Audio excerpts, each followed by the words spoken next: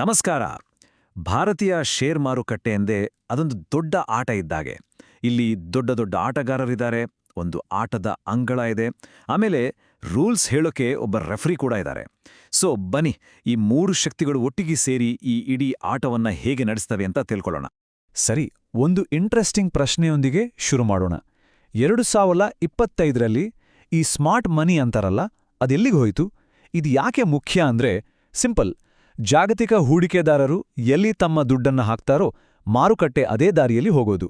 ಅಂದ್ರೆ foreign investment ಎಷ್ಟು ಮುಖ್ಯ ಅನ್ನೋದಕ್ಕೆ ಇದಕ್ಕಿಂತ ಒಳ್ಳೆ ಉದಾಹರಣೆ ಬೇಕಾಗಿಲ್ಲ. 4,200 ಕೋಟಿ ರೂಪಾಯಿ. ಹೌದು, ಇದು ಸಣ್ಣ ಮೊತ್ತ ಅಲ್ಲವೇ ಅಲ್ಲ. ಇದು ಫಾರಿನ್ ಇನ್ಸ್ಟಿಟ್ಯೂಷನಲ್ ಇನ್ವೆಸ್ಟರ್ಸ್ ಅಂದ್ರೆ FIIಗಳು ಕೇವಲ ಒಂದೇ ತಿಂಗಳಲ್ಲಿ ಅಂದ್ರೆ ಏಪ್ರಿಲ್ 2025ರಲ್ಲಿ ಹೂಡಿಕೆ ಮಾಡಿದ ಹಣ. ಮಾರುಕಟ್ಟೆ ಮೇಲೆ ಇವರ ಪ್ರಭಾವ ಎಷ್ಟಿದೆ ಅಂತ ಅರ್ಥ ಮಾಡ್ಕೊಳ್ಳಕ್ಕೆ ಇದೊಂದು ಸ್ಯಾಂಪಲ್ ಅಷ್ಟೇ.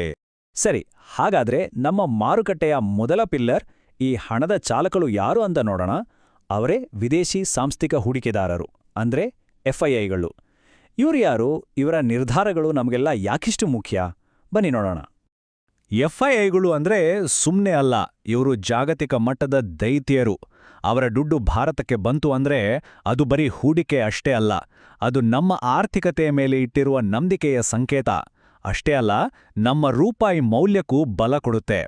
ನೋಡಿ, 2025ರಲ್ಲಿ ಅವರು ವಾಪಸ್ ಬಂದಾಗ ಡಾಲರ್ ಎದುರು 87.95ಕ್ಕೆ ಕುಸಿದಿದ್ದ ನಮ್ಮ ರೂಪಾಯಿ ಚೇತರಿಸಿಕೊಂಡು 85.19ಕ್ಕೆ ಬಂತು.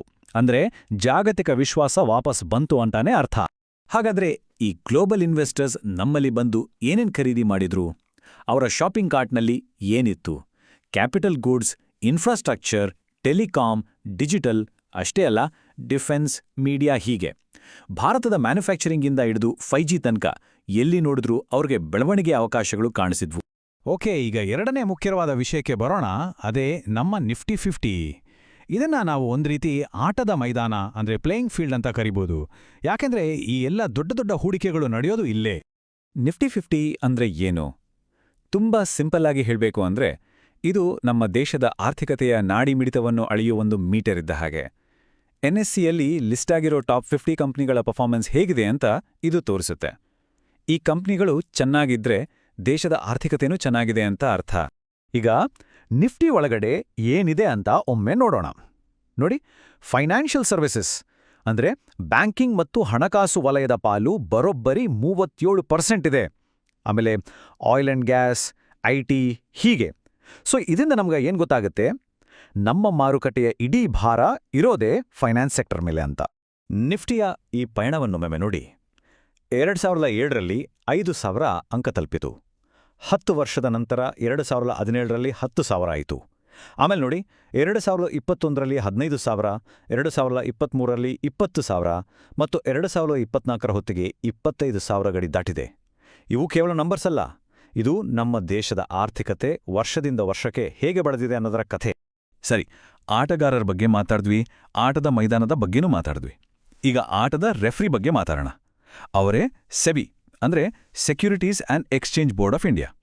ಇಡೀ ಮಾರುಕಟ್ಟೆಯಲ್ಲಿ ಆಟ ಫೇರ್ ಆಗಿ ನಡೀತಿದೆಯಾ, ಎಲ್ಲವೋ ಪಾರದರ್ಶಕವಾಗಿದೆಯಾ ಅಂತ ನೋಡ್ಕೊಳ್ಳೋದೇ ಇವರ ಮುಖ್ಯ ಕೆಲಸ.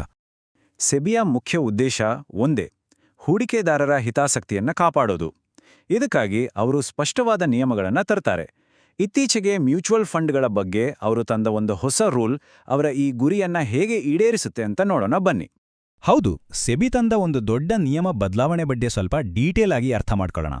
2025ರ ಕೊನೆಗೆ ಜಾರಿಗೆ ಬಂದ ಈ ಹೊಸ ಮ್ಯೂಚುವಲ್ ಫಂಡ್ ನಿಯಮಗಳು ಹೂಡಿಕೆದಾರರಿಗೆ ನಿಜವಾಗಿಯೂ ಹೇಗೆ ಸಹಾಯ ಮಾಡುತ್ತವೆ? ಮೊದಲು ಹೇಗಿತ್ತು ಅಂತ ನೋಡೋಣ. ಹಳೆ ಸಿಸ್ಟಮಲ್ಲಿ TER ಅಂದ್ರೆ ಟೋಟಲ್ ಎಕ್ಸ್ಪೆನ್ಸ್ ರೇಷಿಯೋ ಅಂತ ಇತ್ತು.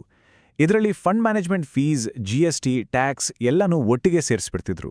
ಹಾಗಾಗಿ ನಿಜವಾಗಿ ಯಾವುದಕ್ಕೆ ಎಷ್ಟು ಕಟ್ಟಾಗ್ತಿದೆ ಅಂತ ಗೊತ್ತಾಗ್ತಿರ್ಲಿಲ್ಲ. ಆದರೆ ಈಗ ಹೊಸ BER ಸಿಸ್ಟಮ್ ಅಂದ್ರೆ ಬೇಸ್ ಎಕ್ಸ್ಪೆನ್ಸ್ ರೇಷಿಯೋ ಬಂದಿದೆ. ಇದು ಫಂಡ್ ಮ್ಯಾನೇಜ್ಮೆಂಟ್ ಫೀಸನ್ನ ಬ್ರೋಕರೇಜ್, ಟ್ಯಾಕ್ಸ್ ಇವೆಲ್ಲದರಿಂದ ಬೇರ್ಪಡಿಸುತ್ತೆ. ಅಂದ್ರೆ ಈಗ ಪೂರ್ತಿ ಪಾರದರ್ಶಕತೆ. ಇದು ನಿಜಕ್ಕೂ ಒಂದು ಗೇಮ್ ಚೇಂಜರ್. ಈಗ ಈ ಹೊಸ ಲೆಕ್ಕಾಚಾರ ಹೇಗೆ ಕೆಲಸ ಮಾಡುತ್ತೆ ಅಂತ ನೋಡಿ. ಮೊದಲು ಬೇಸ್ ಎಕ್ಸ್ಪೆನ್ಸ್ ರೇಷಿಯೋ, ಅದಕ್ಕೆ ಬ್ರೋಕರೇಜ್ ಸೇರಿಸಿ, ಆಮೇಲೆ ರೆಗ್ಯುಲೇಟರಿ ಲೆವಿ, ಆಮೇಲೆ ಸ್ಟ್ಯಾಟ್ಯುಟರಿ ಲೆವಿ, ಹೀಗೆ ಪ್ರತಿಯೊಂದು ಖರ್ಚನ್ನು ಬಿಡಿಬಿಡಿಯಾಗಿ ತೋರಿಸೋದ್ರಿಂದ ಹೂಡಿಕೆದಾರರಿಗೆ ತಮ್ಮ ದುಡ್ಡು ಎಲ್ಲಿಗೆ ಹೋಗ್ತಿದೆ ಅಂತ ನಿಖರವಾಗಿ ಗೊತ್ತಾಗುತ್ತೆ. ಸೆಬಿ ಬರೀ ಪಾರದರ್ಶಕತೆ ಮೇಲೆ ಮಾತ್ರ ಫೋಕಸ್ ಮಾಡಿಲ್ಲ, ಅವರು ಟ್ರೇಡಿಂಗ್ ವೆಚ್ಚವನ್ನೂ ಕಡಿಮೆ ಮಾಡಿದ್ದಾರೆ. ನೋಡಿ, ಕ್ಯಾಶ್ ಮಾರ್ಕೆಟ್ನಲ್ಲಿ ಬ್ರೋಕರೇಜ್ ಮಿತಿಯನ್ನು 12 ಬಿಪಿಎಸ್ನಿಂದ 6 ಬಿಪಿಎಸ್ಗೆ ಇಳಿಸಿದ್ದಾರೆ. ಹಾಗೆ ಡೆರಿವೇಟಿವ್ಸ್ ಮಾರುಕಟ್ಟೆಯಲ್ಲಿ 5 ಬಿಪಿಎಸ್ನಿಂದ 2 ಬಿಪಿಎಸ್ಗೆ ಇಳಿಸಿದ್ದಾರೆ. ಇದರ ನೇರ ಲಾಭ ಹೂಡಿಕೆದಾರರಿಗೆ. ಓಕೆ, ಈಗ ನಾವು ನೋಡಿದ ಈ 3 ಪಿಲ್ಲರ್ಗಳನ್ನ ಅಂದ್ರೆ ಎಫ್ಐಐಗಳು, ನಿಫ್ಟಿ ಮತ್ತು ಸೆಬಿ, ಇವುಗಳನ್ನ ಒಂದಕ್ಕೊಂದು ಜೋಡಿಸಿ ನೋಡೋಣ. ಇವು 3 ಹೇಗೆ ಒಂದಕ್ಕೊಂದು ಕನೆಕ್ಟ್ ಆಗಿವೆ ಅಂತ ಅರ್ಥ ಮಾಡ್ಕೊಳ್ಳೋಣ. ಕೋಟಕ್ ಸೆಕ್ಯೂರಿಟೀಸ್ ಹೇಳಿದ ಈ ಮಾತು ತುಂಬಾ ಪವರ್ಫುಲ್ ಆಗಿದೆ.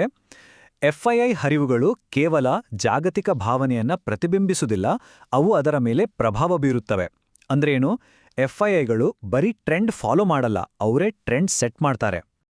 ಹಾಗಾದ್ರೆ ಈ ಇಡೀ ಸಿಸ್ಟಮ್ ಹೇಗೆ ಕೆಲಸ ಮಾಡುತ್ತೆ? ಒಂದ್ಸಲ ಸಾರಾಂಶ ನೋಡೋಣ. ಎಫ್ಐಐಗಳು ದುಡ್ಡು ತರ್ತಾರೆ, ಯಾವ ಸೆಕ್ಟರ್ ಚೆನ್ನಾಗಿದೆ ಅಂತ ಸಿಗ್ನಲ್ ಕೊಡ್ತಾರೆ. ನಿಫ್ಟಿ 50 ಈ ಎಲ್ಲಾ ಚಟುವಟಿಕೆನ ಪ್ರತಿಬಿಂಬಿಸುತ್ತೆ, ಅದು ನಮ್ಮ ಮಾರುಕಟ್ಟೆಯ ಸ್ಕೋರ್ ಬೋರ್ಡ್ ಇದ್ದ ಹಾಗೆ. ಇನ್ನು ಸೆಬಿ ಇಡೀ ಆಟ ಎಲ್ಲರಿಗೂ ನ್ಯಾಯಯುತವಾಗಿರ್ಲಿ ಅಂತ ರೂಲ್ಸ್ ಮಾಡುತ್ತೆ. ಈ 3ರ ನಡುವಿನ ಸಂಬಂಧವೇ ನಮ್ಮ ಶೇರ್ ಮಾರುಕಟ್ಟೆಯ ದಿಕ್ಕನ್ನು ನಿರ್ಧರಿಸೋದು. ಹಾಗಾದ್ರೆ ಕೊನೆಯದಾಗಿ ಒಂದು ಕುತೂಹಲಕಾರಿ ಪ್ರಶ್ನೆ. ನಿಯಮಗಳು ಬದಲಾಗುತ್ತಿವೆ, ಇಡೀ ಪ್ರಪಂಚದ ಹಣ ನಮ್ಮ ಮಾರುಕಟ್ಟೆಯನ್ನು ಗಮನಿಸ್ತಿದೆ. ಹೀಗಿರುವಾಗ ಮಾರುಕಟ್ಟೆಯ ಮುಂದಿನ ದೊಡ್ಡ ನಡೆ ಏನಿರಬಹುದು? ಈ ಹೊಸ ತಿಳುವಳಿಕೆಯೊಂದಿಗೆ ಮಾರುಕಟ್ಟೆಯ ಭವಿಷ್ಯದ ಬಗ್ಗೆ ಯೋಚಿಸೋದು ಇನ್ನಷ್ಟು ಇಂಟ್ರೆಸ್ಟಿಂಗ್ ಅಲ್ವಾ? ನೋಡೋಣ ಮುಂದೇನಾಡುತ್ತೆ ಅಂತ.